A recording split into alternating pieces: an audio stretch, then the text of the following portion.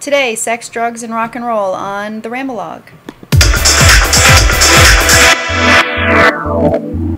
Hi, welcome to the Ramblog. This is Nicole Murray, and today I wanted to go over Supernatural's season finale, aired on Friday.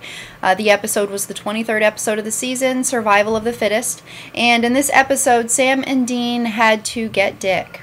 They stormed Sucrocore with Baby, all intent to get rid of him. They got everything that they needed, just barely, but they did. And anyway, they were going in. They needed to try to get Kevin.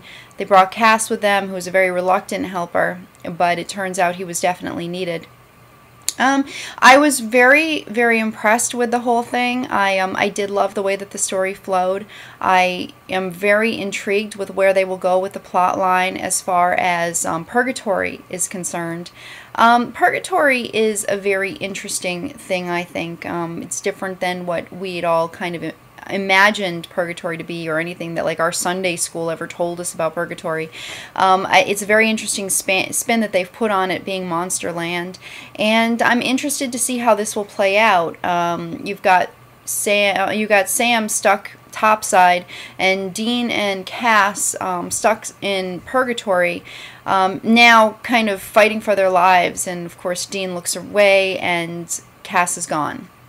So you see those glowy eyes. Basically, this place reminds me of every nightmare I've ever had about the woods. Now, maybe I just had some bad experiences at Girl Scout camp, but the woods are always kind of a freaky thing for me, so anytime we have like monsters in the woods, it's always kind of like a real freak out fest, and I'm like looking around everywhere and just every sound is magnified, and I thought that pictorially it was done beautifully. So I was very, very impressed with how that came about, and I'll be very interested to see what's going on. I mean, who's Dean going to meet there?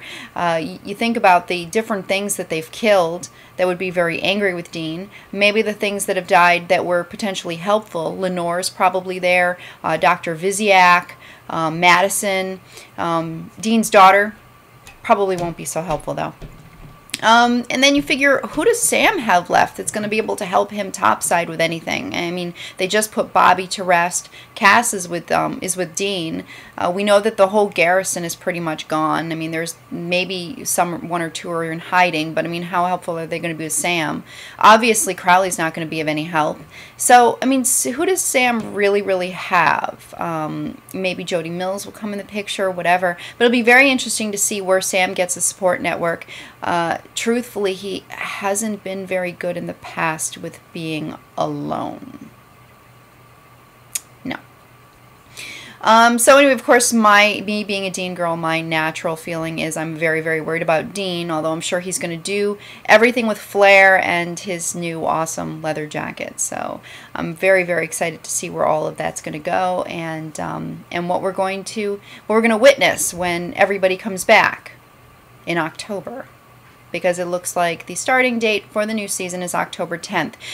It looks like this the president of the CW really has some very good ideas as far as, you know, wanting to make sure that they're not competing for, you know, beginning weeks, and being very careful about things, moving things around, shuttling them around, and I'm hopeful that he's bringing about an idea that may really work to help boost ratings for the CW as a whole.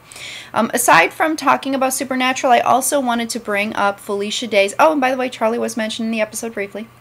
Anyway, Felicia Day's Vaginal Fantasies is going to be reading Gabriel's Ghost next.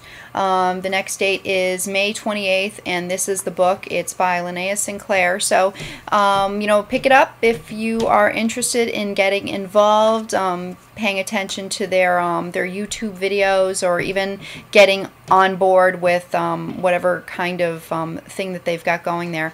So anyway, thank you for watching, and see you next time on the Ramblog.